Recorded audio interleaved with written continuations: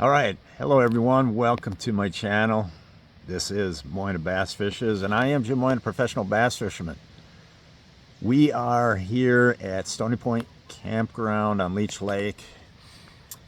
This is where the 2024 Bassmaster Open will be taking place. We were supposed to have day one today, but we had high winds most of the day. There was a calm before the storm period, but the winds were pretty fierce, probably right about the time everybody would have to have been running across the lake.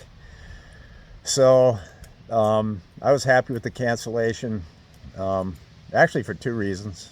Well, three. One, I didn't want to go out and beat everything up out there in the rough water. So that's one reason. Another reason, I didn't get much sleep last night, so that was not the best.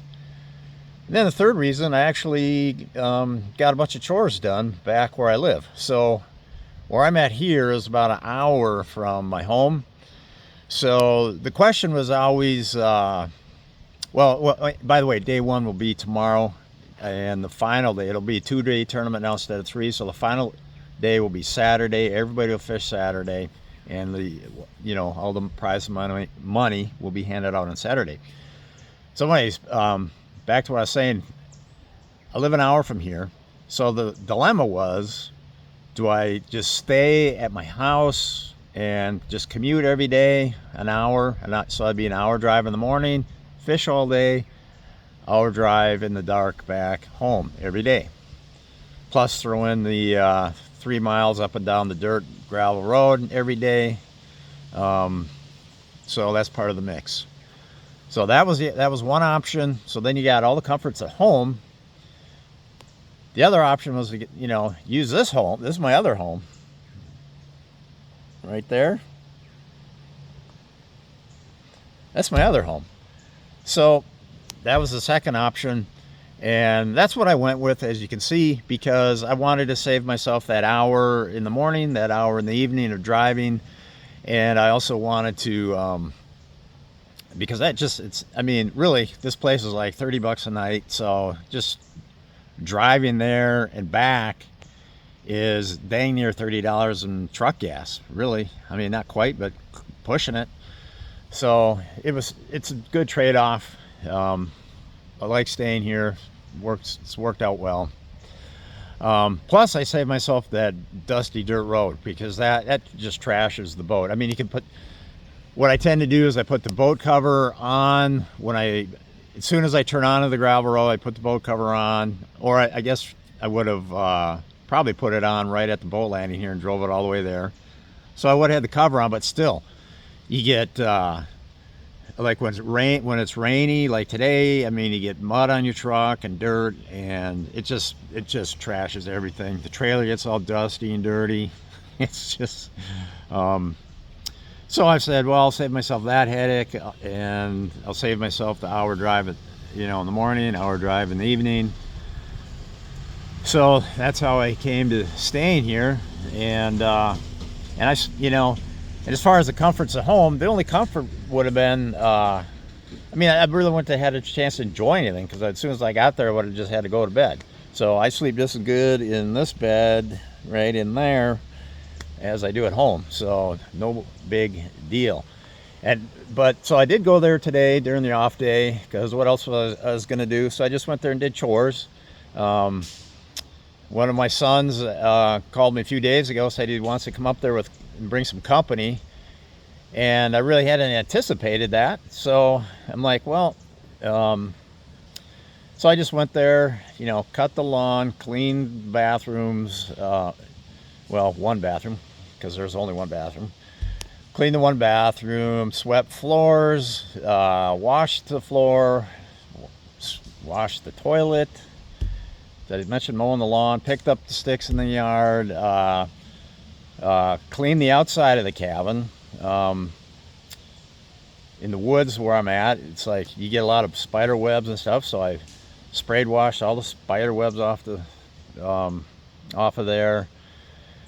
And then I had some personal items to take care of, such as my boat insurance for The boat I have for sale, it's a 2021 Ranger. My insurance expired. I hadn't opened up their letter that they sent by mail. I had not opened it up, but they sent it back in July, about a month ago, and I hadn't opened it up, and that was the notice saying, Jim, your insurance is going to expire soon, so you need to do something about it.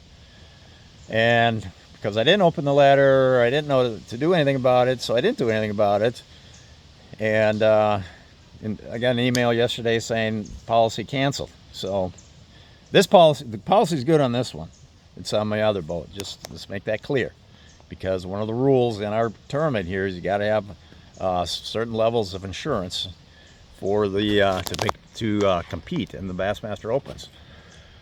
All right. So that was kind of what I did on my off day. Got to sleep in too, which was nice. Because like I said, I think if I would have had to gotten up at 5 a.m., even though I did wake up when my alarm went off, but I did get to go back to sleep. But it would have been just like 3 hours of sleep, really, is all. Because I was up too dang late just rigging gear last night. Really getting the boat in order, and you know, and I tied up a few experimental things that, you know, you always gotta, you know, the bite out here is kind of tough for me, so I was just being creative about things, tweaking some presentations, and taking some time to think about stuff like that. So it ended up being a long process of rigging gear yesterday. Too long. I don't like to get, it's something I'm trying to avoid. I mentioned this in yesterday's video, last night's video. I'm trying to avoid all that, but I just can't. I can't help myself from trying to make sure everything's perfect. I just can't help myself. Everything's got to be perfect. Unlike that truck right there, right now, which is running like crap, but I even thought that, maybe it's a risk to drive that to my home today. But on the other hand, I'm like, well, it'll give me a true test of whether this thing's going to hold up, because as soon as this tournament's done, I have to drive about 3 hours from here to fish a championship tournament for the Champions Tour. That would be on this coming Tuesday.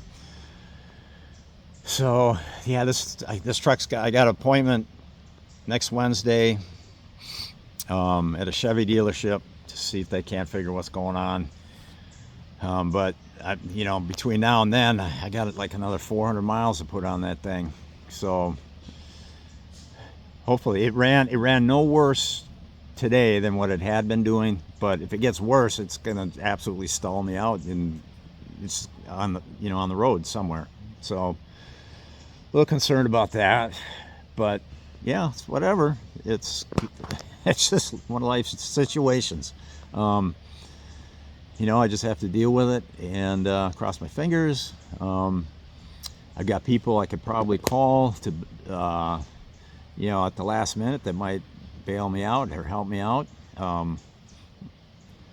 So it's always good to have, knowing I have people that have my back like that.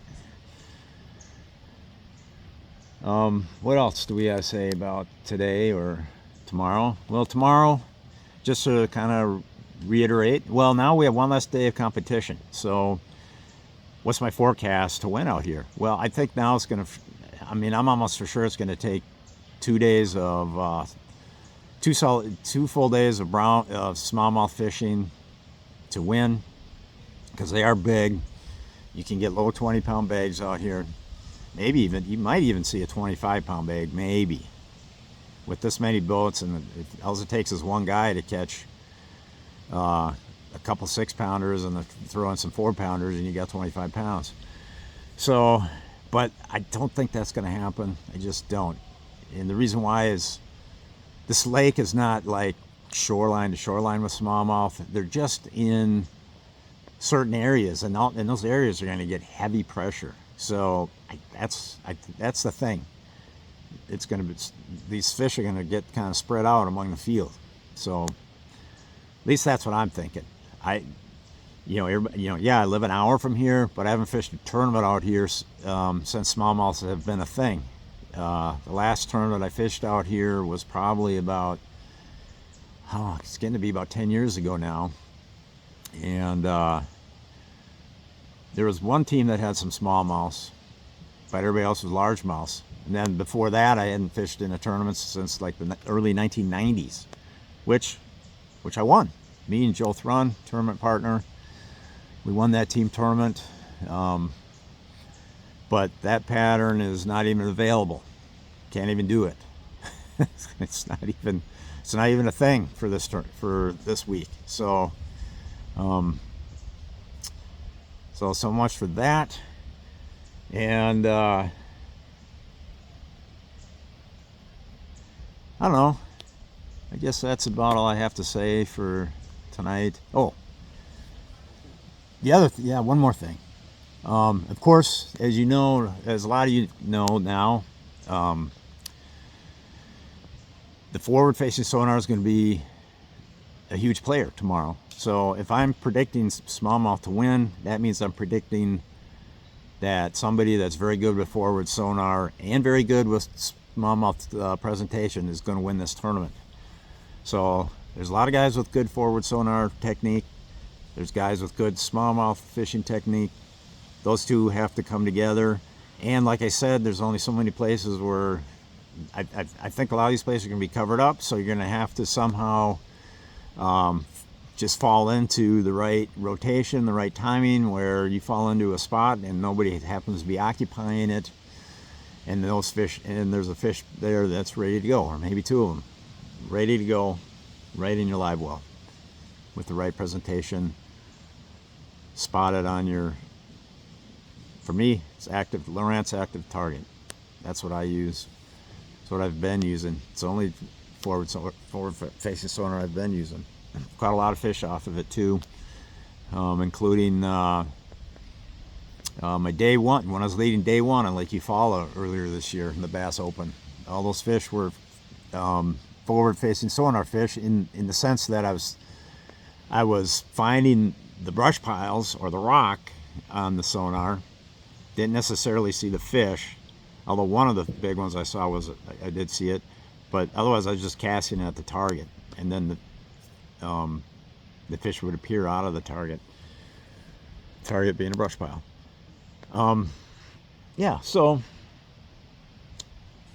let's just end it here. This video's gone on for like 12 minutes, and that's plenty good. So thanks for watching. Tomorrow's a tournament. Bassmaster.com is where you can follow along. I think they have just updates throughout the day. They have a leaderboard. Some guys report in their fish, some guys don't. Over and out.